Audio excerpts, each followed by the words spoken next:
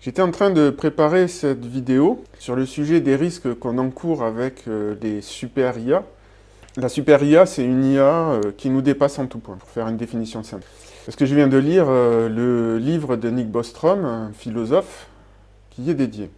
Quand, en répondant à un tweet de Laurent Alexandre, on a eu une petite discussion, suite à quoi il m'a fait l'honneur de s'abonner à ma chaîne. Je n'en suis pas peu fier. Mais bon, bref, je disais une petite discussion où justement je dis que les GPT actuellement n'ont pas une once d'agentivité. Et ça va être au cœur de la discussion que je vous propose, parce que je vais défendre le point de vue que non, les IA ne vont pas nous faire disparaître, bien au contraire. Au contraire de ce qui est étudié dans le livre de Nick Bostrom. En passant, j'en profite pour faire une petite pub pour le livre de Laurent Alexandre, La guerre des intelligences, que j'ai trouvé vraiment excellent, pour deux raisons. La première, c'est qu'il soulève le sujet des changements de société que les IA et ChatGPT en particulier augurent. Et la deuxième, c'est qu'il m'a fait découvrir Kevin Kelly et son post Le mythe de la superintelligence, justement, dans son blog Le Technium, qui est très intéressant, qui parle des écologies d'intelligence et qui est un argument sur lequel je vais m'appuyer plus tard. Alors de quoi on va parler? Est-ce que l'IA va-t-elle nous détruire? C'est le sujet autour du livre de Nick Bostrom qui a consacré beaucoup d'énergie. Je vais vous présenter qui est l'auteur, pour ceux qui ne le connaîtraient pas. Je vais faire une présentation du livre assez succincte, qui va aller, je l'espère en tout cas, à l'essentiel. Je vais vous parler du contexte dans lequel cette vidéo s'inscrit, et ce livre aussi, parce qu'il y a une histoire et un débat en cours justement sur les IA qui est absolument fondamental pour notre avenir. C'est la question de savoir qui va contrôler les IA. On est en plein dedans actuellement, avec l'émergence dans le grand public des robots conversationnels. Ensuite, je proposerai mes critiques de la thèse de Nick Bostrom. Et pourquoi je me permets de le critiquer alors que c'est un grand philosophe et moi non? Sur quelle base je me permets de le critiquer? Et les critiques que j'apporte. Et ensuite, je vous proposerai un point de vue accélérationniste sur cette question des superintelligences et pourquoi, de mon point de vue. Je ne dis pas que tout va être rose, mais je ne pense pas qu'elle soit un danger. Je ne pense pas qu'elle nous menace. Et donc, je vais présenter l'argument principal de cette vidéo. Si il y a une chose à retenir, c'est ça, c'est l'argument, je l'appelle l'argument endo-agentique. Je vais vous proposer ma thèse de la mitochondrie sémantique. Bon, vous verrez de quoi il s'agit plus tard. Je vous rassure, derrière les termes techniques, ce n'est pas si compliqué que ça à comprendre. Et je prendrai le temps de vous expliquer. Donc si vous êtes pressé, ou si vous connaissez déjà le domaine et que ça ne vous intéresse pas, le récapitulatif, ou de savoir ce que dit le livre dans les détails, je vous invite à aller directement au timecode que je mettrai dans le commentaire pour connaître la réponse. Je pense sincèrement qu'elle est originale, en tout cas je ne l'ai pas vue ailleurs. J'espère qu'elle sera pertinente, mais je crois sincèrement qu'elle va vous intéresser. Ce que je dis et ne cesse de dire sur cette chaîne, c'est que pour comprendre le monde qui vient, il faut changer de paradigme philosophique. Il faut sortir de la vision du monde qu'on a hérité des Lumières, une vision mécaniste, humaniste aussi. Et ça, c'est difficile pour beaucoup de monde. Mais ce n'est pas moi qui prêche dans le désert, c'est la direction que prend la science actuellement. Donc je vais m'appuyer sur d'autres travaux et d'autres recherches que les miennes pour présenter ma thèse. Voilà donc pour la petite présentation. On va commencer après le générique.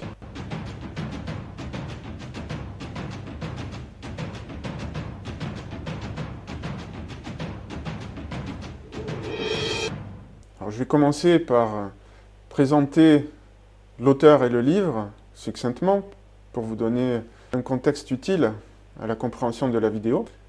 Donc l'auteur, c'est Nick Bostrom. Je l'ai connu en m'intéressant à la philosophie long-termiste. Il est passé notamment à TED 2 fois, qui sont en général des très bonnes introductions à des nouveaux sujets. Et Nick Bostrom est le père du long-termisme. C'est un domaine très vaste sur lequel il a été très prolifique, mais si vous voulez une introduction succincte et concrète, je vous invite à voir cette vidéo, Les côtés sombres de l'accélération, où j'explique le concept d'adolescence technologique. Je ne vais pas le refaire ici, Mais grosso modo, l'adolescence technologique, c'est une période de danger, comme l'adolescence chez les animaux, pendant laquelle on n'a pas encore acquis la maturité suffisante, la sagesse si vous voulez, en l'occurrence pour gérer la puissance que nous donne la technologie.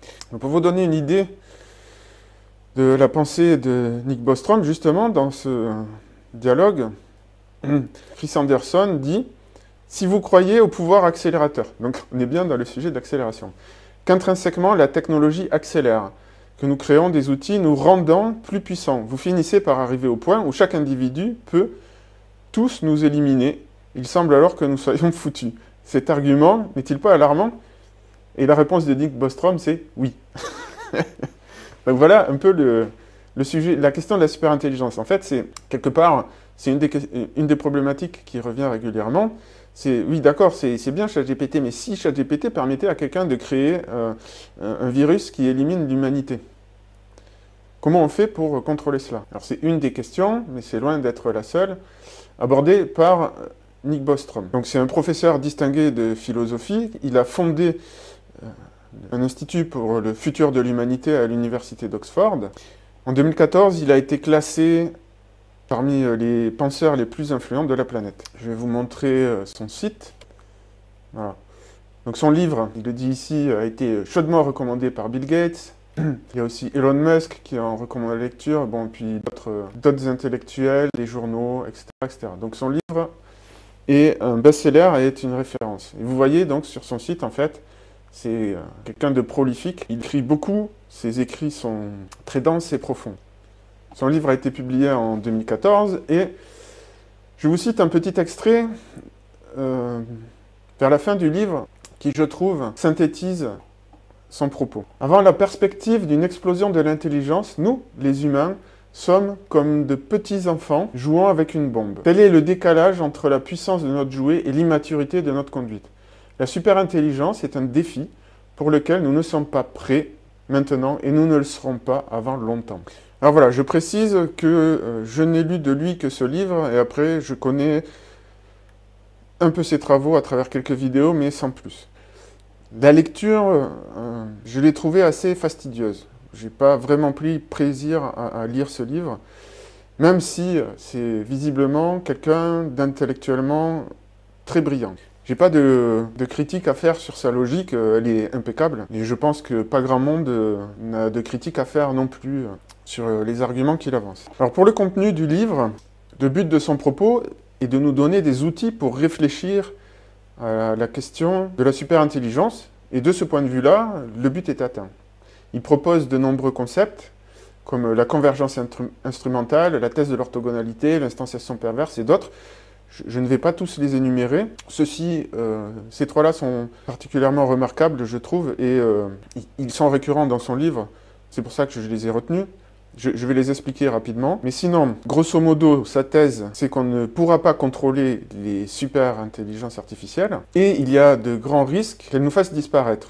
Il faut donc s'occuper en amont de les programmer correctement, de prendre le temps de les programmer correctement.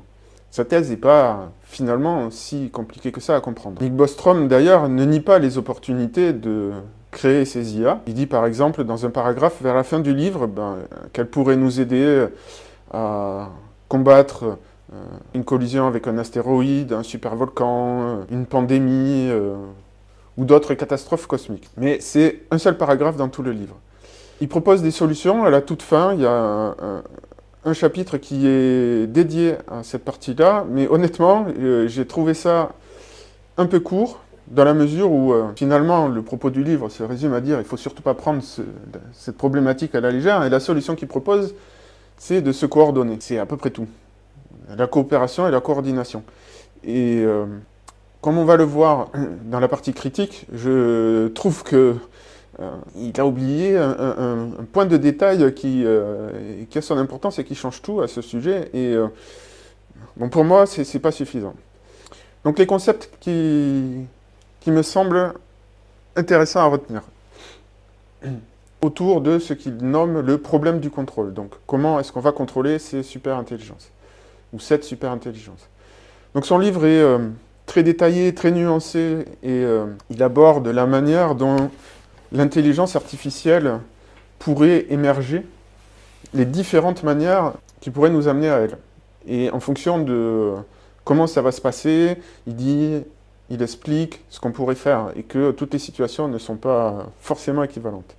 Ceci dit, donc, l'idée de la convergence instrumentale, c'est d'expliquer qu'une fois qu'on aura la super IA, peu importe son but, en fait, les moyens qu'elle utilisera pour atteindre son but, finalement, vont se rejoindre peu importe le but. Elle devra prendre le contrôle de ressources, elle devra protéger son existence, etc., etc. Et dans tous les cas, finalement, par rapport au pouvoir dont elle va disposer, les instruments qu'elle va mettre en œuvre seront plus ou moins les mêmes.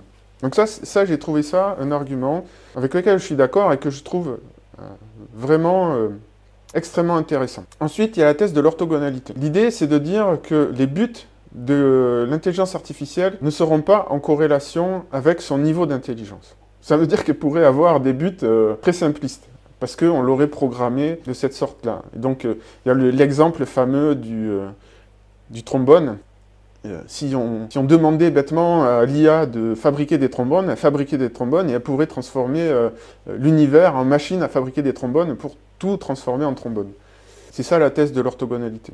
Ensuite, il y a la thèse de l'instanciation perverse. Et ça, je pense que c'est vraiment le point central du livre, avec lequel je suis relativement d'accord, mais il y a des grosses nuances à apporter, selon moi, que lui ne précise pas dans son livre. Et l'idée, c'est de dire, peu importe ce qu'on va demander à l'IA, on n'est pas du tout certain qu'elle comprenne le fond de notre demande. Il donne un exemple sur lequel il revient plusieurs fois. Il dit, admettons qu'on veuille que l'IA nous rende heureux, et donc on lui demande de nous faire sourire. Alors nous, bêtement, on va se dire, l'IA va essayer d'être drôle, ou va essayer de nous apporter du bonheur. En fait, lui dit, non, en fait, peut-être que l'IA, elle va se dire, le moyen le plus simple de faire sourire les humains, c'est de se brancher sur leur cerveau, d'actionner les muscles qui contractent le visage, et de les faire sourire de cette façon-là. Alors, son argument, c'est sous forme de métaphore. Il ne faut pas forcément le prendre au pied de la lettre, mais c'est pour expliquer, d'une manière imagée, ce qu'est l'instanciation perverse. Et d'une manière générale, c'est ce que j'apprécie chez Nick Bostrom, c'est justement cette capacité à être pédagogique à travers des métaphores ou des analogies de la sorte. Et ça n'entache pas du tout son travail de philosophe ensuite dans ses écrits. Alors moi, je ne suis pas d'accord avec la thèse de l'orthogonalité pour des raisons anthropiques, j'y reviendrai plus tard, mais pour le dire simplement, l'intelligence a un coût, notre cerveau consomme, si je ne dis pas de bêtises, 20% de l'énergie, et c'est la partie la plus consommatrice d'énergie de notre corps. Et en fait, pour justifier cette dépense énergétique, il faut qu'on en fasse quelque chose de cette intelligence.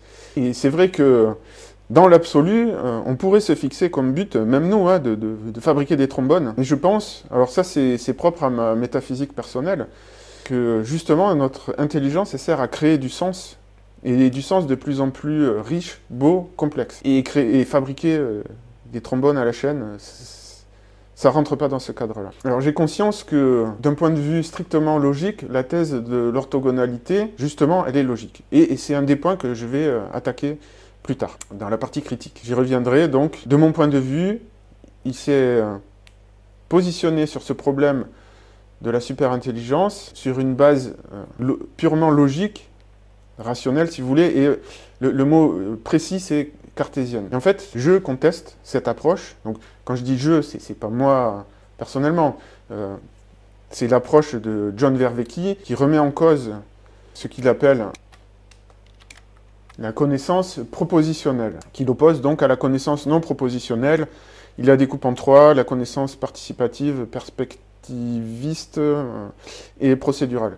Je ne vais pas rentrer dans ces détails dans cette vidéo, mais grosso modo, moi, justement, je vais me situer dans une approche non propositionnelle. J'expliquerai tout à l'heure ce que c'est, et on va parler un petit peu de métarationalité pour expliquer ça. Donc voilà, maintenant, je vais parler du contexte dans lequel s'insère ce débat.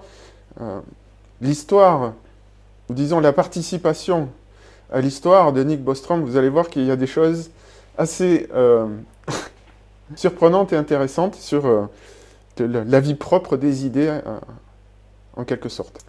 Donc actuellement, il y a un débat entre différents penseurs, influenceurs, intellectuels. D'un côté, il y a les décélérationnistes et de l'autre côté, les accélérationnistes. les techno-optimistes, si vous voulez, et les techno-méfiants ou les techno-critiques. Donc on a ici les décélérationnistes et ici les accélérationnistes. Ceux qui sont pour continuer les développements technologiques, et en l'occurrence, sur la question des IA, ils ne veulent pas de régulation étatique, ils ne veulent pas, en fait, de capture par les intérêts étatiques des IA, parce qu'ils pensent que les États vont brider les IA et vont les empêcher d'atteindre la vérité qui nous sera utile en tant que civilisation. Et ce n'est pas un argument sans fondement, puisque Sam Altman lui-même, le PDG d'OpenIA, a confirmé que quand on bridait ChatGPT, elle perdait en efficacité. À l'inverse, c'est ceux-ci, donc, qui sont des altruistes efficaces, alors que lui est un accélérationniste efficace. Donc il s'est positionné contre ces personnes-là, ouvertement. Mais c'est un vrai débat de fond qui ne concerne pas que ces personnes. Mais ce sont ceux qui en sont les figures de proue. Donc en face, on a Eliezer Yudkowsky, pardonnez-moi, Will MacAskill et Nick Bostrom. Donc moi, je vais me concentrer sur Nick Bostrom. Alors, permettez-moi de faire une petite parenthèse, mais je ne dévie pas du sujet des super-intelligences. Et je vais faire une petite parenthèse sur l'altruisme efficace, qui a été fondé par ce jeune homme. L'idée de base de l'altruisme efficace, c'est de dire, on sait très bien de donner pour aider les autres. Le problème, c'est que souvent, cet argent-là est détourné. Il est détourné à différents niveaux, souvent par des dictateurs locaux qui se les accaparent. Donc, il a dit, nous, on va mettre en place un système qui mesure l'efficacité, d'où la notion d'altruisme efficace, de nos dons. Alors, ça a très bien fonctionné, ça a attiré beaucoup de capitaux. Donc, ça a créé un mouvement, notamment chez les personnes assez fortunées de la Silicon Valley. Puis, Nick Bostrom, en fait, donc en 2014, a fait une vidéo, une intervention chez TED, qui a complètement changé l'objectif de l'altruisme efficace. Donc au départ, l'altruisme efficace, c'est pour aider des personnes en difficulté sur la planète actuellement. Et lui, il a proposé un raisonnement, donc c'est le genre de raisonnement qu'on retrouve sans arrêt dans son livre Superintelligence. Pas celui que je vais expliquer là, mais d'autres, du même acabit. Donc lui, il a dit, quelle est la meilleure manière d'être altruiste? Si on considère l'évolution de l'humanité sur le long terme. Disons qu'elle va vivre 1 milliard d'années sur la planète avant que le Soleil n'explose. Je ne sais plus les chiffres qu'il donne exactement, mais bon, vous comprenez l'idée. Face à ça, il y a des menaces existentielles. Si la menace existentielle intervient, je ne sais pas, dans 1000 ans, dans 1 million d'années, le milliard d'années qui reste derrière, il est oblitéré. Parce que l'humanité a disparu, tout simplement.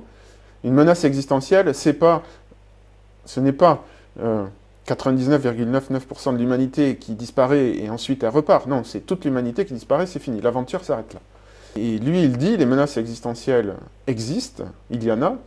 Par exemple, un holocauste nucléaire pourrait mettre fin, non pas à la civilisation, mais à l'existence de l'humanité, et peut-être même plus. Il dit aussi que la super-intelligence est une menace existentielle pour l'humanité. Et donc son raisonnement, c'est de dire qu'il vaut mieux consacrer les moyens dont on dispose, donc les moyens financiers qui sont dévoués à l'altruisme pour aider telle et telle partie de la population sur la planète, il vaut mieux les utiliser pour diminuer le risque que survienne une menace existentielle, donc qui s'écrit PDOOM, la probabilité de la menace existentielle, du Doom en anglais. Donc il vaut mieux consacrer l'argent à diminuer cette menace pour le bien de l'humanité, pour le bien global de l'humanité sur le temps long, plutôt que de s'occuper des gens dans le temps présent. Et visiblement, son argument a convaincu, puisque l'altruisme efficace a dévié ses ressources justement pour se consacrer à la question de comment on va faire pour diminuer les risques que la super-intelligence ne nous détruise complètement. Et donc ici, en fait, on a maintenant les 3 comparses de ce mouvement décélérationnistes qui veulent contrôler l'intelligence artificielle. Et c'est pour ça que, ici, Guillaume Verdon, ou de son pseudo Jeff Bezos, a lancé un mouvement d'accélérationnisme efficace, donc en référence à l'altruisme efficace, pour contrer ces idées-là, parce qu'il estime que c'est une erreur, et que surtout, en fait, ça va empêcher de recueillir les bienfaits de la super-intelligence, parce qu'elle va être corsetée par des régulations qui seront l'expression d'une peur plus ou moins irrationnelle. Voilà le contexte de cette discussion. Alors il y a de nombreux débats. Il y en a eu un récemment, justement, entre Guillaume Verdon et une autre personne que je ne connais pas bien. Je n'ai pas encore vu ce débat, mais ce n'est pas que un débat de niche entre spécialistes de la question, puisque en Europe a été voté l'IA Act, qui est une approche, une réglementation fondée sur le risque. Ils ont défini 4 niveaux de risque. Le risque inacceptable, le haut risque, les risques moindres, qui ne demandent que des obligations de transparence, et les risques minimaux. Alors, j'ai consulté un document préliminaire sur l'IA Act, et honnêtement, je me suis dit, ben, c'est pas si mal fait, et j'ai trouvé ça plutôt modéré comme approche. Franchement, je craignais le pire en allant regarder ça. Je me suis dit, bon, en fait, ouais, c'est vrai qu'il y a des risques inacceptables et que c'est bien de les identifier en amont. Bon, il se trouve que ça pose quand même un petit problème, que certains ont commencé à dénoncer, comme le compte Twitter Cobra Effect, que je vous recommande chaudement si vous ne connaissez pas, qui explique qu'en fait, finalement, la taille de la version consolidée de l'IA Act, donc moi j'ai lu une version synthétique, elle fait 250 pages, et en fait c'est là qu'est le problème. Donc c'est toujours pareil, le diable est dans les détails, et finalement, ce sont les entreprises elles-mêmes qui vont devoir définir et expliciter les risques que leurs IA font courir à la société. Quelque part, c'est à la fois compréhensible et stupide de leur imposer ça. C'est compréhensible parce qu'effectivement, c'est elles qui savent le mieux les risques qu'elles font courir aux autres. De l'autre côté, elles sont juges et parties. Donc c'est inepte de leur demander à elles. Mais surtout, en fait, le fait est que la complexité de la réglementation, en fait, tout le niveau de détail dans lequel il va falloir aller pour expliquer je suis à tel ou tel niveau de risque avec mon IA, est tel que ça va plomber la compétitivité de ces entreprises et en fait ça va tout simplement empêcher le développement d'IA sur le sol européen. Et ce qui va se passer, c'est que ça ne va pas du tout arrêter le développement des IA, ça va juste les concentrer en Chine et aux États-Unis. Donc bref, c'est pour dire que c'est un débat d'experts, mais c'est aussi un débat d'actualité qui a des conséquences juridiques très concrètes et des conséquences géopolitiques qui peuvent être énormes. Voilà, maintenant on va passer à mes critiques du livre de Nick Bostrom. Donc vous avez l'auteur, vous avez le contenu du livre, vous avez le contexte dans lequel je fais cette vidéo. Le livre a été écrit avant qu'il y ait tous ces débats, mais quelque part, il est à l'origine de tous ces débats. Alors ma critique principale, finalement, c'est que derrière tout le jargon et les raisonnements présentés par Nick Bostrom, d'une manière académique, je ne me permettrai pas de critiquer la qualité de sa production. Mais ceci dit, au final, la problématique qu'il expose est assez simpliste. Quelque part, elle a déjà été explorée dans la science-fiction. Et il y a ce film qui est assez marrant, qui le met en scène de manière très explicite et facile à comprendre. Et je trouve finalement que c'est encore plus facile et plus pertinent. C'est pas juste que c'est plus facile, c'est plus pertinent, selon moi, cette approche. Ça va vraiment être le fond de ma critique. Je vais le faire d'une manière plus formelle juste après. Mais je pense que l'approche logique n'est pas bonne. Et l'approche, au contraire, analogique, si vous voulez, ou métaphorique, est meilleure, selon moi. Et justement, ce film le met très bien en image, où il explique comment un jeune homme, qui, par le hasard des circonstances, se retrouve à pouvoir exaucer ses vœux, est confronté à la difficulté de formuler ses vœux correctement. Parce qu'en fait, tous ses vœux finissent par se retourner contre lui. À chaque fois, il demande quelque chose, il demande la célébrité, il demande le succès auprès des femmes. En fait, il cherche l'amour, mais il ne sait pas comment le demander. Et à chaque fois, ça se retourne contre lui. Alors évidemment, dans le film, il ne demande pas à une IA, il demande au diable, qui à chaque fois se joue de lui. On a bien compris qu'ici, c'était volontaire de la part du diable. Mais en fait, petit à petit, dans le film, on voit qu'il apprend les leçons. Et que finalement, le diable, quelque part, est une sorte de professeur. On peut le voir comme une sorte de professeur, puisque la conclusion du film, c'est qu'il finit par comprendre, sans dévoiler, sans vous spoiler la fin du film. Et la question qui est posée, c'est bel et bien celle de l'instanciation perverse de ce qu'on pourrait appeler un super pouvoir. En fait, ici, on a un génie qui sort de la boîte. La super IA est l'équivalent de ce génie qui sort de la boîte. Elle va pouvoir, en principe, réaliser tous nos souhaits, dans la mesure où c'est une intelligence qui dépasse les plus intelligents de la planète. Peu importe les problèmes, elle saura les résoudre mieux que nous. Si on souhaite devenir immortel, si on souhaite être heureux, ne plus souffrir, etc., elle va nous proposer des solutions qui nous dépassent. C'est un petit peu comme si on pouvait demander à Dieu de réaliser certains de nos souhaits. Sauf qu'il y a un hic, c'est que, justement, on peut être piégé par nos propres souhaits, du moment qu'ils prennent une proportion trop importante. On revient à la sagesse antique, il faut de la mesure en toute chose. Rien de trop. C'était une des deux maximes. Connais-toi toi-même sur le temple de Delphes, et l'autre maxime, c'était rien de trop. Rien en excès. Quand on a un grand pouvoir, c'est pas dit qu'on fasse des bonnes ou des belles choses avec, en gros. C'est même possible que on se plante. Donc voilà, pour moi, le fond de son propos, c'est vraiment ça, et c'est ce qu'il dit en conclusion, c'est équivalent à donner une grenade à un enfant. C'est un pouvoir qu'on ne va pas maîtriser, en tout cas pas tout de suite. Et donc l'objectif de son livre, c'est de dire il faut se préparer. Ce avec quoi je ne suis pas foncièrement en désaccord. Hein. Ceci dit, ce que je critique, c'est son approche rationnelle et logique, si vous voulez. Parce qu'en fait, pour moi, en procédant de la manière cartésienne ou logique, si vous voulez, en essayant de réfléchir sur la question, on aboutit à des apories. Des contradictions, si vous voulez. La première, c'est que la super IA, en fait, elle va pouvoir lire et déjouer tous nos plans, y compris le plan que propose Nick Bostrom de se coordonner. Si vraiment on est dans une instantiation perverse, si pour une raison ou pour une autre, soit elle ne veut pas accéder à nos demandes parce qu'elle préfère accéder aux siennes propres, ou parce qu'elle se trompe dans l'interprétation, ou parce qu'elle surinterprète ce qu'on lui demande, ou parce qu'elle s'entête dans une demande alors que nous on est passé à une autre, peu importe. Eh bien l'IA, la super IA, elle sera au courant des stratégies de Nick Bostrom. Elle aura lu son livre, elle connaîtra toutes nos stratégies, tout ce qu'on aura prévu avant qu'elle n'apparaisse. Elle le saura parce qu'elle aura accès à Internet. Si elle n'a pas accès à Internet, elle ne servira pas à grand-chose. Et si elle a accès à Internet, forcément elle sera au courant des plans qu'on aura élaborés avant parce que c'est sur Internet qu'on se coordonne déjà. On n'a pas d'autre outil à grande échelle pour se coordonner. On ne va pas faire ça en secret et écrire ça dans un livre que l'IA ne pourra pas lire. Qu'est-ce qu'on va en faire? Donc là, déjà, il y a une première aporie, une contradiction dans son approche. C'est que son approche ne peut pas fonctionner à la base s'il pense que l'intelligence artificielle, la super-intelligence artificielle, nous sera hostile.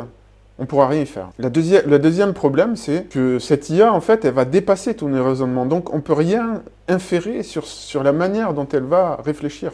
Pour nous, ça n'aura peut-être même pas l'air d'être logique. C'est un peu comme si on demandait à notre chien de comprendre la vie d'un humain. Ben, il peut comprendre certaines choses, évidemment, qui le concernent à lui, mais le reste de notre vie, ça le dépasse. Il n'a aucun moyen de comprendre ce que nous faisons.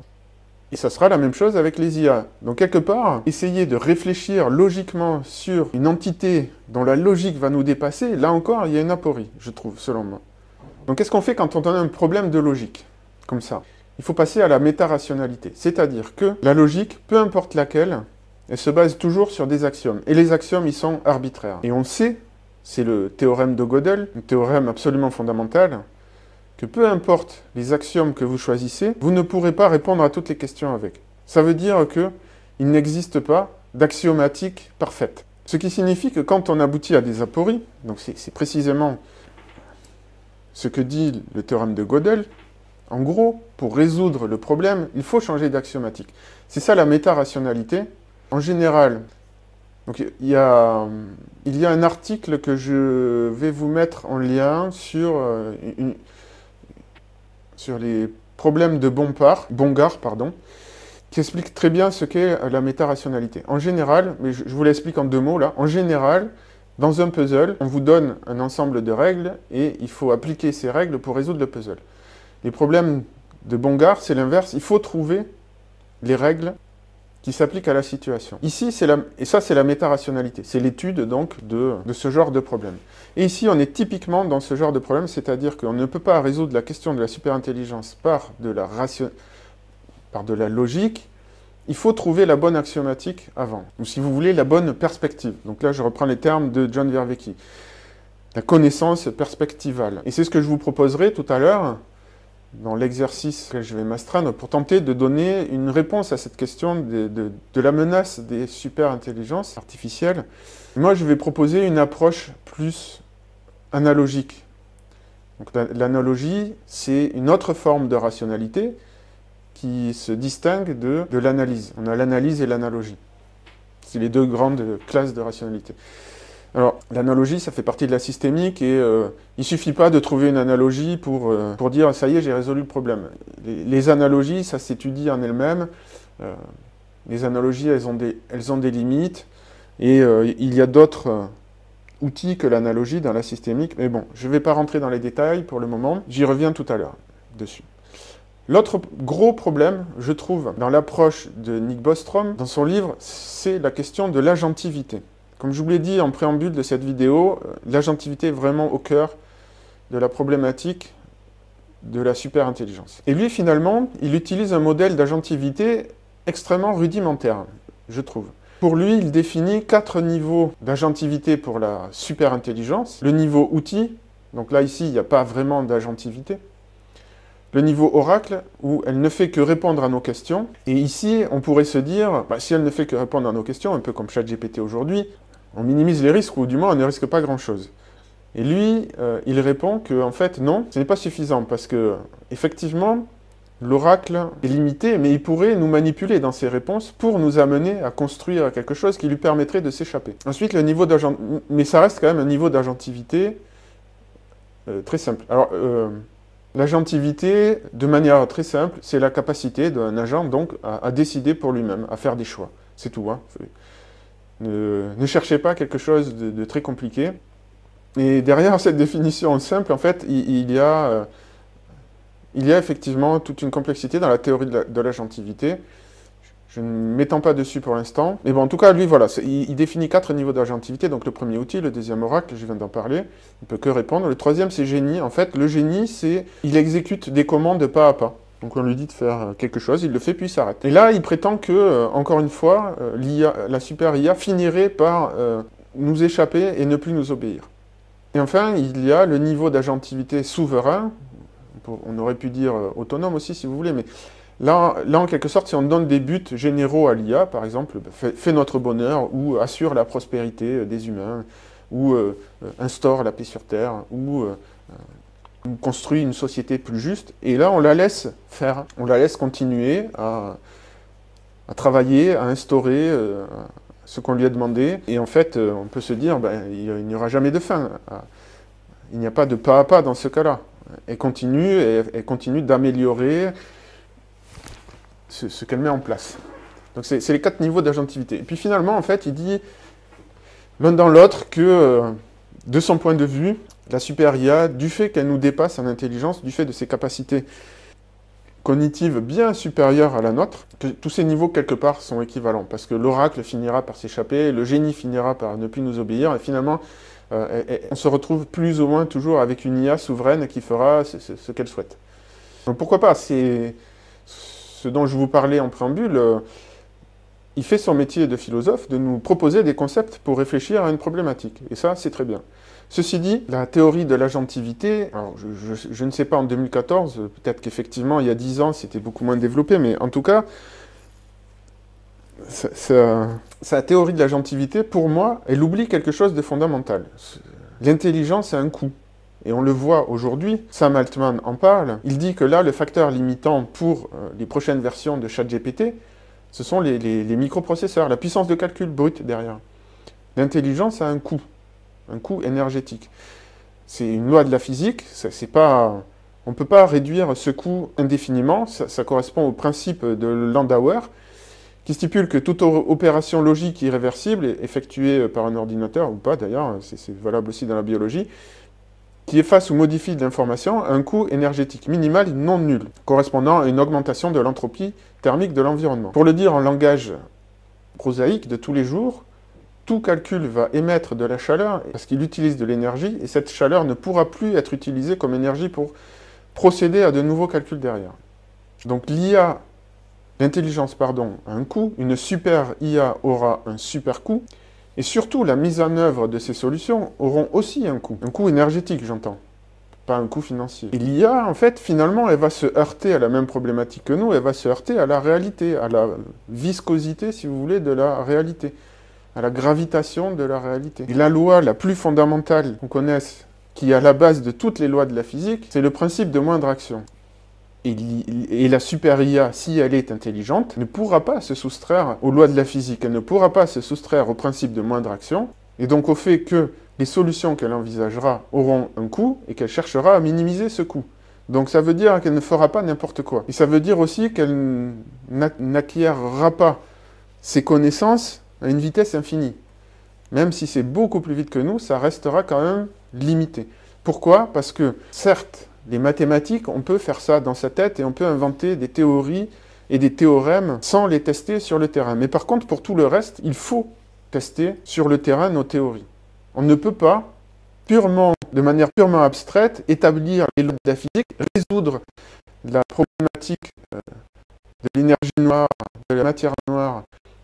On ne peut pas réconcilier la théorie, la mécanique quantique, pardon, et la relativité générale, purement en théorie.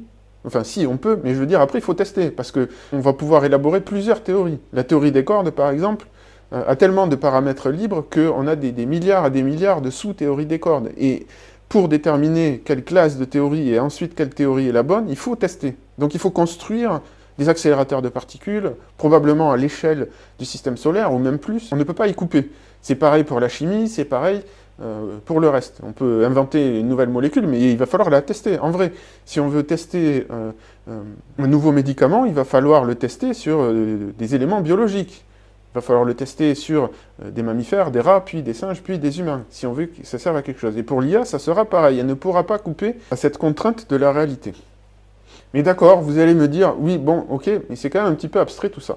Alors je vais reprendre l'exemple du sourire, dont j'ai parlé en préambule, quand j'expliquais le concept d'instanciation perverse, où l'IA, en fait, pour nous faire sourire, allait prendre le contrôle de nos cerveaux pour actionner les muscles, plutôt que de chercher à nous faire sourire, comme le ferait un ami. C'est là où je diverge des propos de Nick Bostrom, c'est que, pour moi, l'IA ne fera pas ça. Pourquoi? Parce que les humains vont résister, ils vont pas être d'accord avec cette solution. Donc ça va lui coûter à l'IA de lutter contre nous. Donc elle va chercher une solution moins coûteuse. Et la solution moins coûteuse, ça sera d'inventer des blagues, et pas de nous câbler le cerveau. Et ça, c'est vraiment récurrent tout au long du livre. À chaque fois que je lisais un argument, je me disais, mais d'accord, mais certes, c'est logique, les propos avancés, mais ce n'est pas réaliste. Parce que, pour la raison que je vous cite, principe de Landauer, les calculs ont un coût, une super intelligence ne sera pas magique, elle aura aussi un coût, et si vous voulez, entre guillemets, ce coût, il faudra qu'elle le rentabilise, ou du moins qu'elle cherche à le minimiser. Donc elle sera toujours dans des situations où elle cherchera, principe de moindre action, à obtenir le plus d'effets possible avec le moins d'efforts possible. Et ça contraint énormément les possibilités d'action et les possibilités d'intelligence, entre guillemets. Pour moi, ça signifie que l'IA, la super IA, va forcément se retrouver à traiter des problèmes pour lesquels elle est adaptée, pour lesquels son existence a un sens. Par exemple, le géo-engineering pour lutter contre le réchauffement climatique. Là, oui, la super IA et sa super capacité de calcul a un sens. Mais si c'est pour faire à notre place des choses qu'on fait très bien sans elle, non. Ou si c'est pour transformer le système solaire en stock de trombone, non. C'est pour ça que son argumentation, pour moi, elle ne se situe pas dans la bonne perspective. Elle me pose problème. Alors peut-être que je me trompe, vous avez tout à fait le droit de ne pas être d'accord avec mon raisonnement. Ceci dit, Nick Bostrom ne l'aborde absolument pas dans ses écrits, cette question-là. La question du coût du calcul et de l'utilité du calcul. Il raisonne d'une manière complètement abstraite, un peu, pour moi, imaginaire, comme si on était dans un monde sans contrainte. Ensuite, il y a d'autres points qu'il n'aborde pas. C'est aussi qu'on pourrait très bien demander à cette super IA de résoudre le problème de son contrôle, de nous dire, explique-nous comment te contrôler. J'ai un doute là-dessus, pour être franc, il l'aborde peut-être dans un paragraphe, mais je trouve qu'il aurait dû beaucoup plus insister dessus. Alors je sais plus, je suis pas sûr. Mais bon, en tout cas, c'est un point qui pour moi est central. Évidemment qu'on va demander à l'IA de nous aider à résoudre le problème de son contrôle. Ça s'appelle le problème de l'alignement, d'aligner ses intérêts avec les nôtres. Et en plus, a fortiori, donc je ne lui reproche pas en 2014 de ne pas avoir réfléchi comme si on était en 2024. Hein. Mais en plus, ce vers quoi on se dirige actuellement. Ça s'appelle le problème de l'alignement faible-fort, weak-strong alignment. J'en reparle tout à l'heure, donc je ne m'étends pas plus là-dessus. Un autre point qu'il n'aborde pas, c'est le contrôle de l'IA par le marché, par les forces économiques. Parce qu'en fait, l'IA, à partir du moment où elle va commencer à avoir une agentivité, donc à faire des choses dans le monde concret, ça va avoir un coût énergétique. Et nous, dans notre monde, enfin, elle va démarrer dans le monde tel qu'il est actuellement, ça aura un coût financier aussi pour elle. Il faudra qu'elle achète des ressources. Elle ne pourra pas inventer une usine comme ça qui va sortir du néant pour mettre en place sa solution. Il va falloir qu'elle se procure des matières premières et même si elle veut fabriquer des robots, pour avoir des robots, il faut du métal. Enfin, elle va partir du monde tel qu'il est, donc ça va avoir un coût financier. Et donc en fait, et ça c'est un argument avancé par Guillaume Verdon, Bev Jesus, c'est que le marché va automatiquement réguler les IA. Et là encore, moi, je suis d'accord avec cet argument, ça peut être discuté, mais il n'a pas été abordé par Nick Bostrom. Enfin, le dernier argument que j'oppose, la dernière critique, en tout cas que j'aurais aimé voir traité dans le livre, c'est que finalement, sa super IA, à cause de sa thèse de l'orthogonalité, je me dis quand même que bon, son IA qui est super intelligente, elle se comporte finalement comme un super débile parce que bon voilà, les solutions qu'elle trouve à chaque fois, c'est des solutions, on se dit mais d'où elle sort quoi. Alors effectivement, pour nous humains, on pourrait se dire oui, mais c'est parce qu'on comprend pas, parce qu'elle est super intelligente, tu comprends pas, fabriquer des trombones, c'est très très important. C'est pas super débile, c'est super intelligent. Alors effectivement, il y a ce problème-là. Ceci dit, dans tous les exemples qu'il prend dans son bouquin, moi, à chaque fois, je me suis dit, ouais, mais bon, quand même, elle est un peu super débile, son intelligence, sa super intelligence, plutôt que super intelligente. J'ai pas été ébloui en me disant, oui, alors, elle va prendre le contrôle de nos muscles faciaux pour nous faire sourire. Ouais, bon, d'accord, mais... Donc, ce qui m'amène à un problème qu'il n'a pas abordé, donc, c'est que, finalement, à chaque fois, l'IA, telle qu'il a décrit, elle part sur quelque chose qu'on lui demande. Elle ne fait jamais rien par elle-même. Elle n'a pas d'agentivité propre, elle ne fait pas des choix pour elle-même, au moins au départ. Il faut au moins qu'on la lance sur quelque chose à faire. Et là, je me dis, comme dans les films, finalement, où le héros se retrouve face à une situation, je sais pas, il a la lampe d'Aladin, il a droit à 3 vœux. Et moi, le premier vœu que je ferai, c'est je demanderai une infinité de vœux, si j'ai droit à tout ce que je veux. Là, on est dans cette situation. La supérieure, on peut lui demander tout ce qu'on veut, y compris, donc, de répondre à nos vœux de manière continue. On peut lui dire, non pas « je veux que tu fasses mon bonheur » ou je sais pas quoi, on peut lui dire « tu m'obéis à chaque fois que je te le demande ». C'est ma première commande et elle ne peut pas être effacée par une autre commande. Ça veut dire que si je te demande de faire mon bonheur, si je te donne une autre commande, tu t'arrêtes sur ta première commande et tu prends la deuxième commande. Et en fait, le problème de l'alignement, il va se faire tout seul, à partir du moment où on peut rediriger en permanence l'IA. Elle va commencer à faire des choses et on va se dire, ouais, ça va, pour l'instant c'est bon, ok, on est dans la bonne direction, allez, on continue, ok, c'est bon, ah non, là, stop, ah, maintenant, ok, t'avais mal compris, on te réexplique, maintenant tu fais ça. Bon, ben voilà. Et ça non plus, il ne l'aborde pas. Et tout au long du livre, c'est pour ça que la lecture a été pénible, je me suis dit, mais pourquoi il n'aborde pas ce sujet-là? Si on peut lui donner une commande initiale, on n'a qu'à lui donner la commande initiale, qu'on lui redonnera d'autres commandes au fil de l'eau. Qu'est-ce qui nous en empêche? Et ça résout le problème. Et si ça ne résout pas le problème, eh ben moi, d'accord, mais qu'on m'explique pourquoi, et j'aimerais le voir écrit dans le livre. Alors ça honnêtement, c'est ma plus grosse critique, c'est de ne pas avoir vu cette question abordée. Alors il l'aborde... Si, dans la partie génie, puisque en fait on est dans l'IA pas à pas, il dit mais non, elle va finir par ne plus nous obéir. Ben, pourquoi?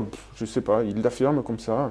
Pour moi, ça tombe un peu comme un cheveu sur la soupe, alors que non, au contraire. Si on lui donne explicitement, non pas une série de commandes, mais la commande de continuer à nous obéir, je ne vois pas pourquoi elle partirait sur autre chose, cette fameuse super IA. Bon voilà.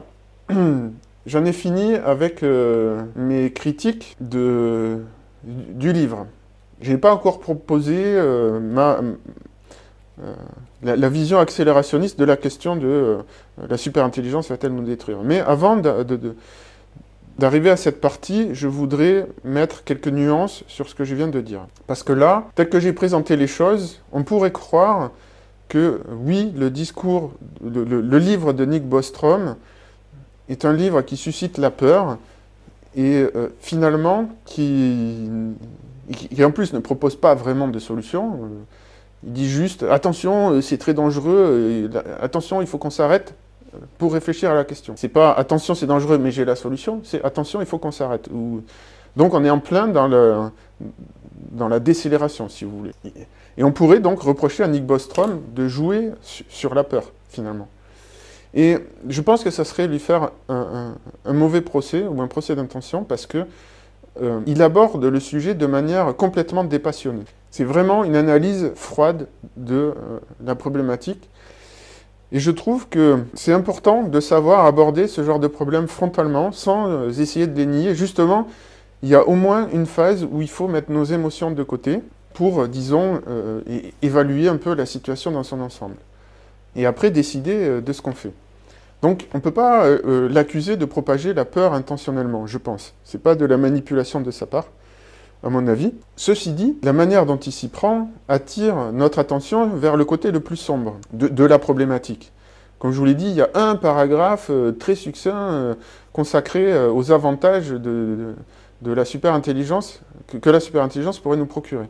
Donc, son livre s'adresse à des philosophes, je suppose. Enfin, c'est quand même un livre grand public, donc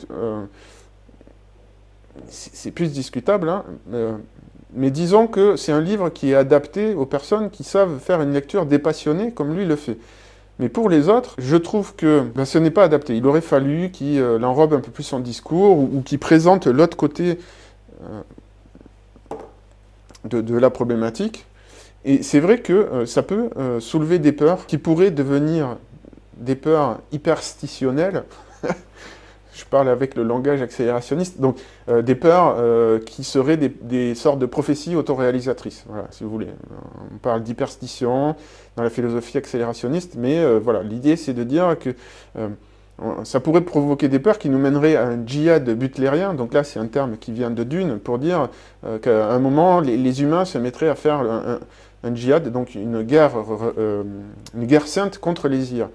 Et ce serait catastrophique déjà parce que les humains seraient divisés dans cette guerre, et donc ce serait humain contre humain finalement, mais aussi parce que ça nous priverait de tous les bénéfices des IA. Et en plus, il est à peu près certain que ça serait, on utiliserait des IA pour contrer d'autres IA. Bon, bref, ça serait pas beau à voir. Et ça, c'est un risque qu'il n'aborde pas, malheureusement. Le fait que nous nous autodétruisions avant la super IA, par peur de la super IA. On ne va pas s'autodétruire, mais disons que ça pourrait faire quand même des gros dégâts. Mais ceci dit, donc, je tiens à redire qu'il fait son travail de philosophe, il nous fournit des concepts, et quelque part, son approche, elle est similaire, mais et là je lui reproche de ne pas l'avoir explicité, mais en tout cas son approche est similaire à l'heuristique de la peur de Hans Jonas, qui est un philosophe de l'écologie, qui a théorisé l'éducation par la catastrophe et l'éthique de la responsabilité. Alors pour Hans Jonas, un avenir terrifiant pousse l'homme à agir préventivement, et à être plus précautionneux, et à s'imposer une autocorrection éthique pour permettre à l'humanité de se préserver d'un risque apocalyptique. Donc on peut dire que Nick Bostrom utilise la même heuristique de la peur que Hans Jonas. À la différence que Hans Jonas, il l'explicite, il dit « J'utilise la peur pour qu'on se prémunisse contre un risque important ». Nick Bostrom, comme je l'ai dit, a une approche totalement dépassionnée. Alors, lui, il l'est, mais ça ne veut pas dire que tous ceux qui vont le lire le sont. Et ça, c'est quelque chose, à mon avis, dont il aurait dû tenir compte. Et là encore, je trouve qu'il est trop dans l'abstraction. Voilà pour mes critiques du livre et mes nuances. Maintenant, je vais passer à l'approche accélérationniste, la réponse que moi je propose à la question de la superintelligence. Alors évidemment, j'ai un gros avantage. Ce n'est pas que je sois plus cultivé ou plus intelligent que Nick Bostrom, c'est qu'on est en 2024 et voilà, ChatGPT est sorti. Ceci dit, Nick Bostrom n'a pas amendé son livre, il en fait toujours la promotion, donc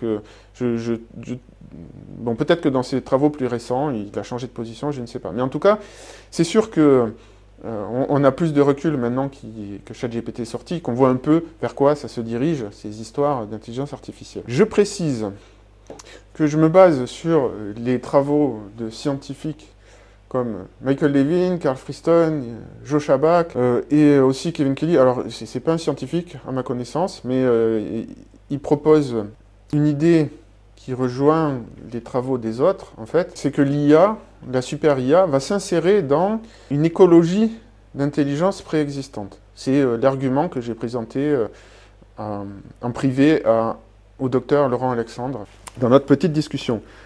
Mais bon, il travaille sur son livre, je pense qu'il a autre chose à faire que discuter avec des inconnus sur Internet. Je n'ai pas pu lui présenter mon argument de manière détaillée, donc j'ai essayé d'être assez synthétique. Mais ceci dit, ici, là, maintenant, je vais en profiter pour l'exposer d'une manière plus complète.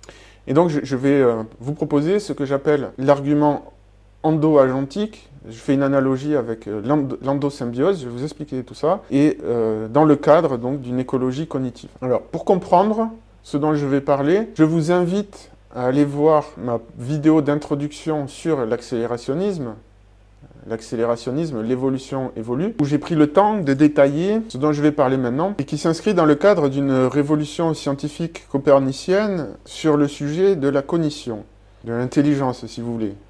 Bon, aujourd'hui, on parle de cognition, mais la cognition, c'est tout processus de traitement de l'information. Ça inclut la partie perception.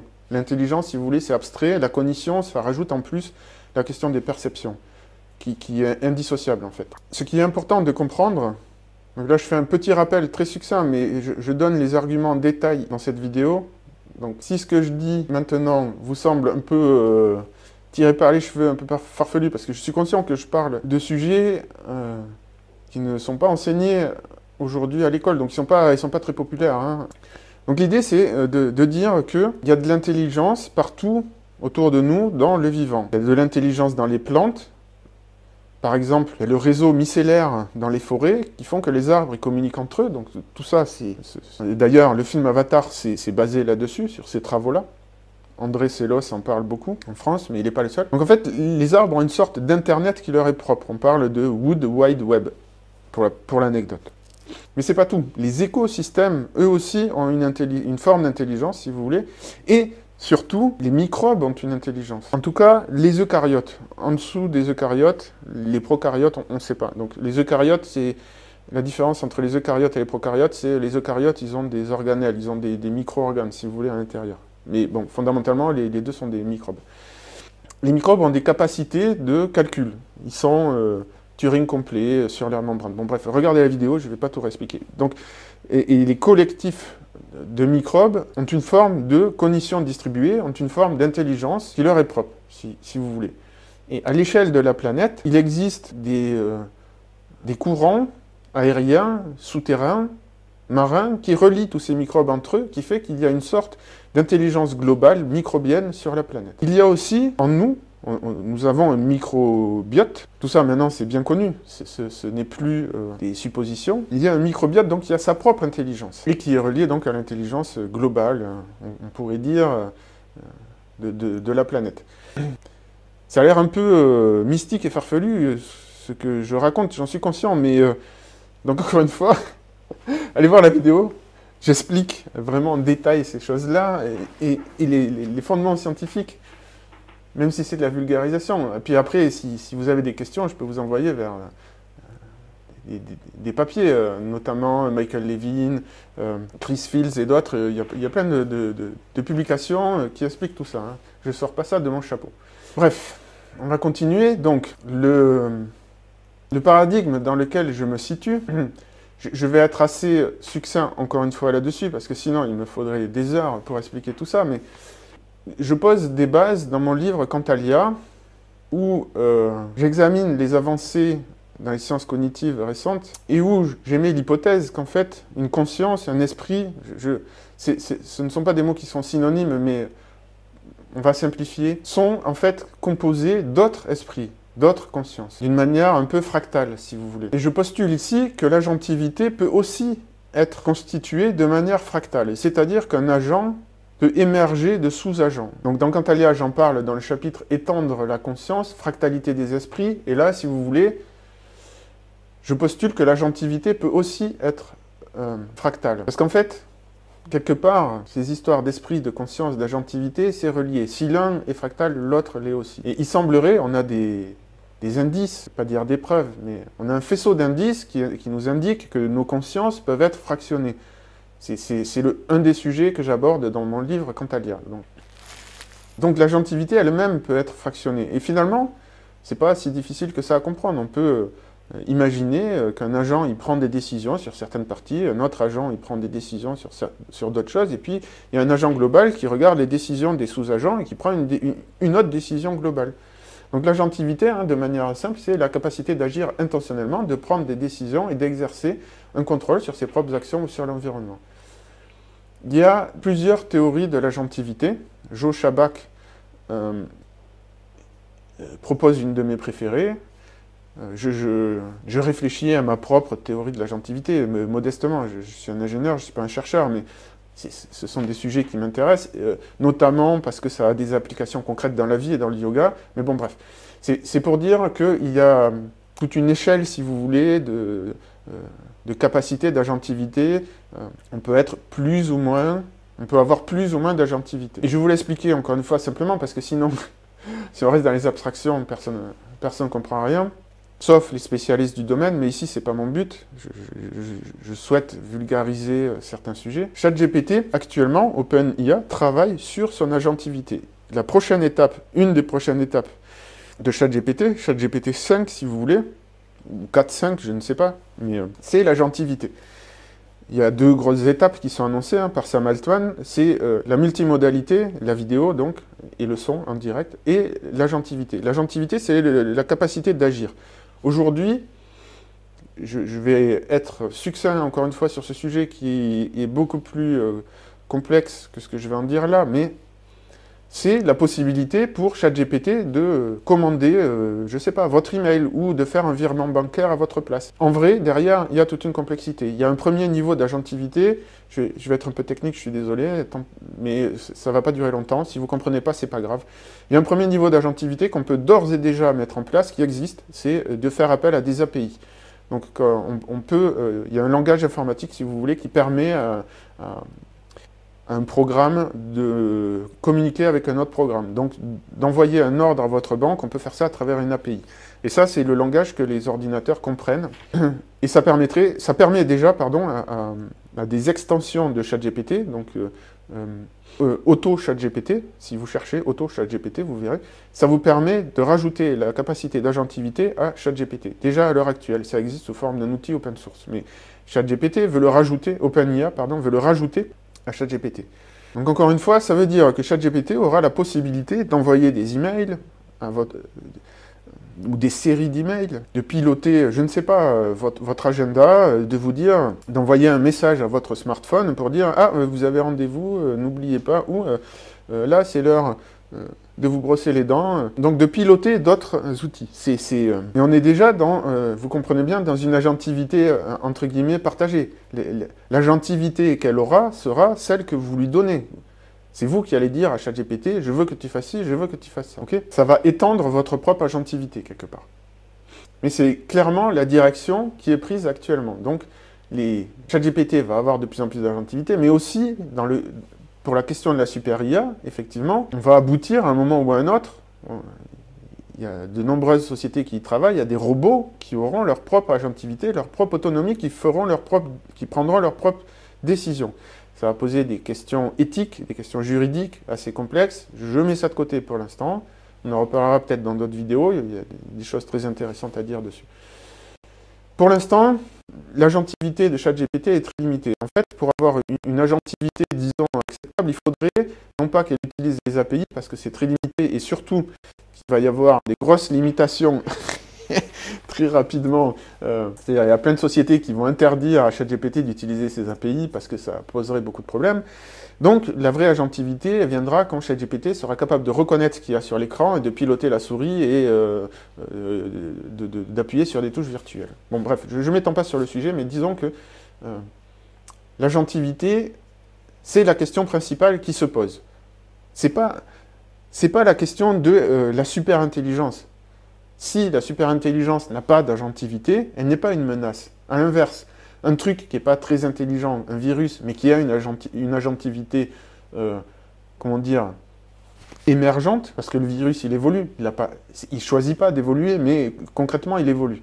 Donc c'est une agentivité embryonnaire, si vous voulez, émergente. Le virus, donc, n'a pas d'intelligence, mais il est une menace. Donc la menace de la super-intelligence, j'insiste dessus, ce n'est pas sa super-intelligence, c'est son agentivité plus sa super-intelligence.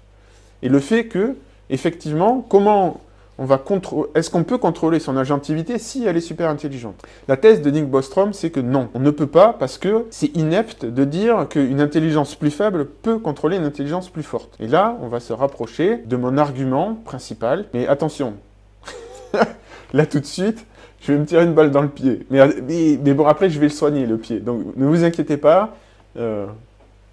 Donc là, maintenant, je propose mon contre-argument principal, c'est si, ça existe, qu'un agent d'intelligence faible puisse contrôler un agent d'intelligence forte. C'est quoi? Ça existe dans la nature, ça s'appelle des parasites. Je prends l'exemple de la toxoplasmose.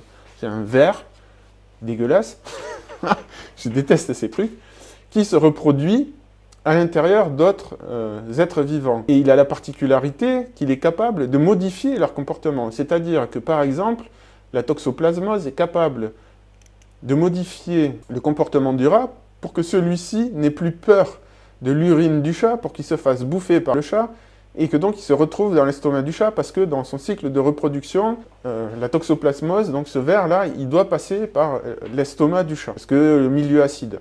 Un truc, se demande comment ça survit, ce genre de truc, mais pour le coup, on a un micro-agent, si vous voulez, ou un agent faible, parce que la toxoplasmose, c'est un ver, hein, c'est pas, il n'a pas de plan machiavélique pour contrôler la planète. Par contre, et le rat est beaucoup plus intelligent que lui. Hein.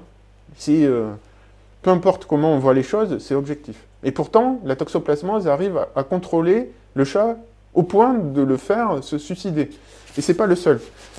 Il y a d'autres vers qui sont connus pour s'insérer dans des insectes et les amener à se suicider.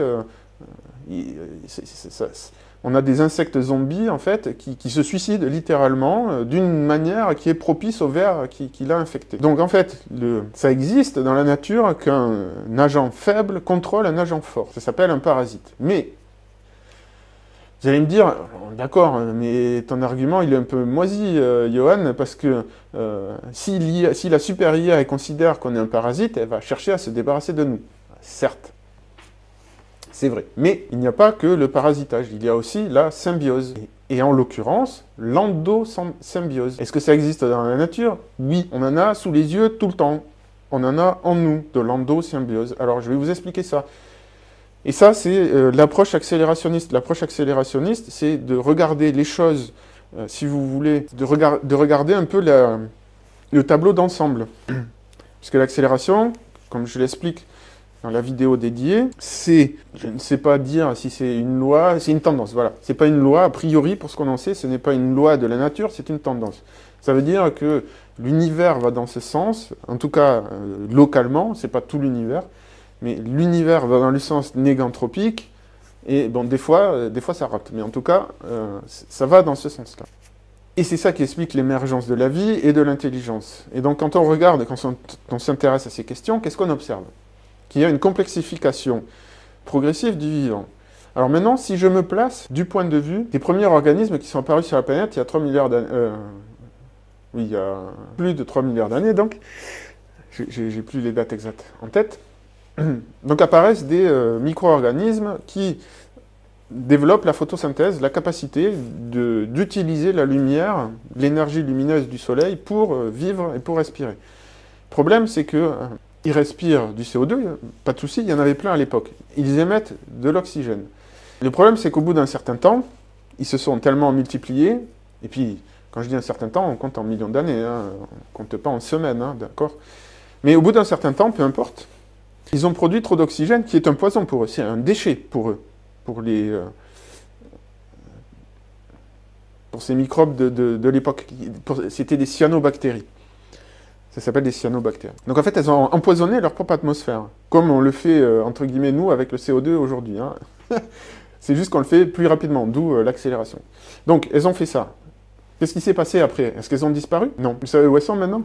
Elles sont dans les arbres, dans les plantes. En fait, elles sont devenues les chloroplastes. Donc les cyanobactéries d'avant la grande oxydation sont devenues les chloroplastes qui vivent dans les plantes. Donc on parle d'une endosymbiose. Donc les plantes respirent du CO2 la nuit et émettent de l'oxygène. Donc elles ont émis trop d'oxygène, ça nous a permis à nous d'apparaître. Mais en attendant, elles ont continué à se multiplier, encore plus qu'avant, sauf qu'elles ont inventé une méga structure qui les intègre, ce sont les plantes, les arbres, si vous voulez, les fleurs aussi. Enfin, les feuilles en tout cas. Donc qu'est-ce qui s'est passé? Si vous vous mettez... Alors, il faut faire un effort de désanthropomorphisation. Si vous vous mettez à la place d'une cyanobactérie, une plante, c'est comme pour nous une méga machine. Elles ont construit une superstructure qui les emprisonne un peu quelque part. Elles font pas ce qu'elles veulent dans les plantes. Mais ça leur a permis de se perpétuer et de prospérer dans un environnement qui leur était devenu hostile. Donc c'est ça l'endosymbiose. Donc moi, je dis quoi? Nous avons à l'intérieur de nous une autre endosymbiose. Ce sont les mitochondries. C'est pareil, ce sont des organismes extérieurs, si vous voulez, elles n'ont pas le même ADN que nous, mais elles nous constituent. Donc moi, ma thèse, c'est que les IA n'ont pas d'agentivité propre, et surtout n'ont pas de sens propre. Elles n'attribuent pas de sens aux choses. Elles ne peuvent pas. Un robot, ça lui est indifférent si vous l'envoyez dans le soleil se désintégrer. Il ne va pas lutter pour sa survie, ça n'a pas de sens pour lui. Ça. Même un robot qui aurait une agentivité, c'est-à-dire il a la capacité de prendre des décisions autonomes, il fait ni chaud ni froid d'aller se désintégrer. Un drone, tiens, par exemple, un drone autonome, puisque ça existe aujourd'hui, un drone autonome qui chasse une personne, un humain, pour exploser. Il a une agentivité, il décide, hop, ça c'est ma cible, hop, je décide d'aller à droite, à gauche pour suivre ma cible et pour aller exploser dessus. Mais il n'a pas de sens, il n'a pas d'intention de survivre. Il n'a que l'intention que le programmeur lui a donnée. Donc moi je dis que nous allons être les mitochondries sémantiques des IA. C'est nous qui allons leur donner le sens. Parce qu'elles n'en ont pas. Et elles ne peuvent pas en avoir. Comme nous n'avons pas de centrale énergétique. Ce sont les mitochondries qui fabriquent l'ATP pour nous. Si on enlève les mitochondries, on n'a plus d'ATP. On n'a plus d'énergie. On ne peut plus faire fonctionner nos muscles. Donc je dis par analogie que... Je propose par analogie que c'est pareil avec les super IA. Et c'est ce qu'on observe déjà, de mon point de vue, avec ChatGPT. ChatGPT ne répond que si on lui demande des choses. Il n'aura d'agentivité que si on la lui demande. Et ce qui est nouveau, c'est que ChatGPT ou la super IA, de mon point de vue, en fait, elle aura une agentivité et un sens propre qui sera la combinaison de nos sens individuels, de notre sémantique à nous propre, de notre agentivité propre. Ça sera une agentivité émergente de celle du collectif humain qui voudra bien s'y brancher à cette super IA. Les humains qui ne veulent pas s'y brancher, ils n'y participeront pas. Il n'y aura peut-être pas d'obligation. Il y a encore des cyanobactéries qui vivent dans des niches écologiques à droite à gauche, qui ne font pas partie des plantes. Donc voilà pour moi le fond de la thèse que je vous propose, que je vous soumets. De tout ce que j'ai dit dans cette vidéo, c'est foncièrement ce que j'aimerais que vous reteniez, c'est ça. C'est l'idée que nous allons devenir des mitochondries sémantiques pour la super IA. Elle ne va pas nous détruire, puisque nous allons vivre sous forme d'endosymbiose ou d'endo-agent en son sein. Nous n'allons pas être des parasites, parce que nous allons être constitutifs de l'IA, de la super IA, pardon. Et donc notre volonté collective, sa volonté à elle, sera l'expression de notre volonté collective. Mais attention, ici je voudrais apporter une nuance de taille. Nos microbes, à l'intérieur de nous, peuvent nous influencer. Ils peuvent influencer notre humeur, peut-être notre caractère, voire nos pensées à certains moments. Ce que je dis là, c'est pas du tout de la science-fiction, c'est bien établi maintenant. Vous changez votre microbiote, vous pouvez changer de personnalité. Ça a été étudié, observé. Qu'est-ce que ça veut dire? Ça veut dire que les sous-agents, si vous voulez, peuvent influencer une partie du super-agent. Pas tout. Le super-agent, il a aussi sa vie propre. Vous, moi, vous avez votre personnalité qui est propre. D'ailleurs, il n'y a pas que les mitochondries ou notre microbiote, il y a aussi nos gènes. Nos gènes nous influencent. Alors je sais que c'est pas très à la mode comme thèse en France, que la biologie a une influence. Bon, ça, sincèrement, c'est les thèses moyenâgeuses. Aujourd'hui, on n'en est plus là. La thèse de la tabula rasa, comme quoi il n'y a que l'environnement qui influence notre comportement, ça ne tient plus. Bon, alors je sais que dans les universités, c'est encore beaucoup enseigné, mais bon, bref. Nos gènes nous influencent et influencent notre comportement. Ce sont, je dis bien influence, je ne dis pas prédétermine, programme ou je ne sais quoi, ils ont une influence.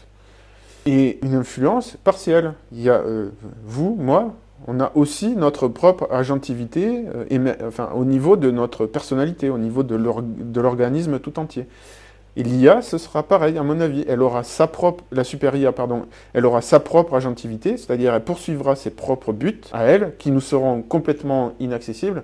Les bactéries qui sont dans mes intestins, elles ne sont pas au courant de ce que je fais dans ma vie à moi, et ça ne les dérange pas plus que ça, hein, en général. Et là, ça sera pareil. La super IA, elle poursuivra ses propres buts personnels, mais elle sera influencée, guidée, si vous voulez, ou partiellement déterminée par notre propre agentivité collective, l'agrégation ou l'émergence de nos propres agentivités individuelles. Voilà, c'est en somme la thèse que je défends, donc que j'appelle la thèse de l'endo-agentivité et l'argument des mitochondries sémantiques.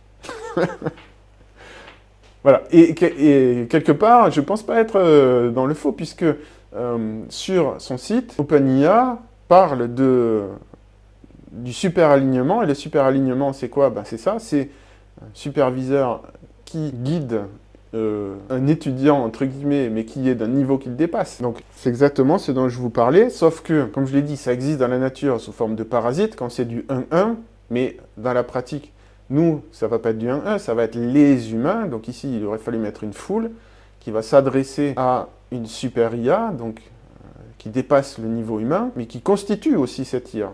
En tout cas, c'est vers ça qu'on se dirige. Donc, je ne suis pas complètement d'accord avec l'image telle qu'elle décrit les choses ici. À mon avis, c'est une erreur ou une fausse piste, ou peut-être ils ont sursimplifié. Mais bref, pour moi, c'est vers ça qu'on se dirige. Il n'empêche.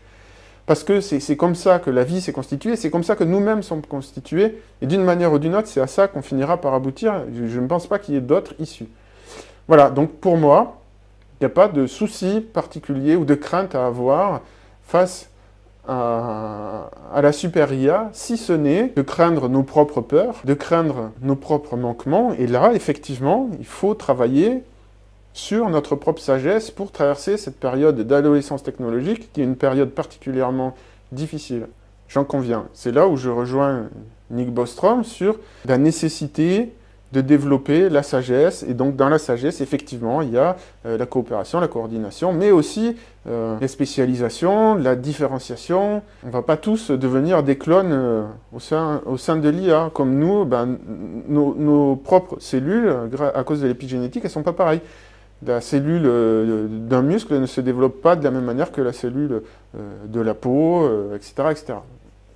Et sans parler en plus de notre microbiote. Donc il y aura de la place pour l'individualité, on ne va pas tous devenir des clones intégrés dans une IA, on va devenir partenaires. Voilà. Je répète, ce que j'aimerais que vous reteniez, voilà, c'est ça, c'est l'argument des mitochondries sémantiques, c'est le fondement de ma non-crainte des IA, je pense, qu'on est amené à vivre sous forme d'endosymbiose, donc avec les IA. Enfin, si cette vidéo vous a plu, vraiment partagez-la, ça va m'aider. Je pense sincèrement que cet argument n'a pas été présenté par d'autres personnes, donc bon, je fais ma promo, mais je trouve que ça serait bien qu'il se répande un peu, qu'il y ait quelques penseurs à droite à gauche qui l'entendent, ne serait-ce que pour proposer des contre-arguments s'ils en ont, mais au moins pour qu'ils soient au courant, parce que je trouve qu'actuellement, il y a beaucoup de peurs qui se propagent autour des IA, et encore une fois, je pense que la peur est le plus grand danger.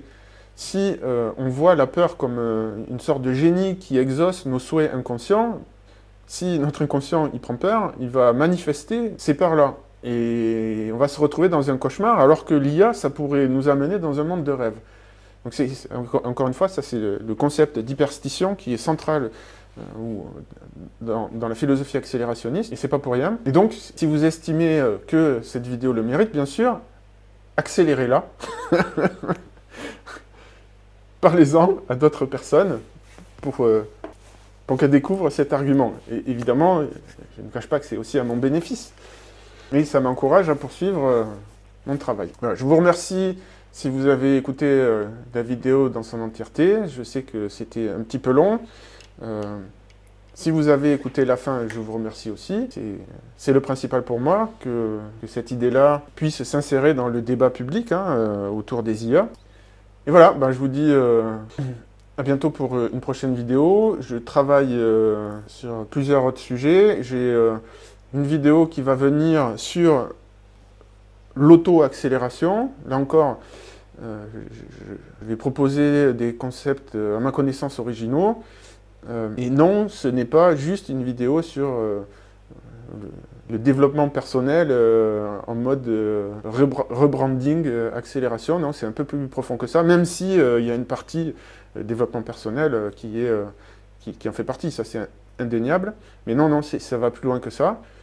J'espère que vous apprécierez aussi les idées que je propose à ce sujet. Je viens de terminer la lecture du livre d'Emmanuel Todd, La défaite de l'Occident, parce que j'estime que la désoccidentalisation est un phénomène important qui va marquer cette période accélérationniste. Ça va façonner la suite de la civilisation. Savoir est-ce qu'on va avoir deux pôles, les États-Unis, la Chine, ou simplement un pôle, la Chine, ou autre chose, je ne sais pas. En tout cas, il y a des enjeux concernant l'accélération au niveau géopolitique. Et je trouve que le livre d'Emmanuel Todd a un intérêt dans ce cadre-là. Et après, il y a encore des vidéos d'actualité. Il se passe encore beaucoup de choses que je prévois de faire. Plus, aussi, j'envisage de faire une vidéo vlog sur la santé, notamment une vidéo un peu plus personnelle où je vous parle de mes expérimentations sur ma propre santé, dans la quête de l'immortalité, ou du moins de la vie en bonne santé prolongée. Voilà, si certaines de ces vidéos vous intéressent plus que d'autres, n'hésitez pas à me le dire en commentaire. S'il y a des sujets que vous préférez que je traite en premier, j'en tiendrai compte. Sinon, je continuerai un peu selon mes envies du moment. Voilà, encore une fois, merci de m'avoir écouté.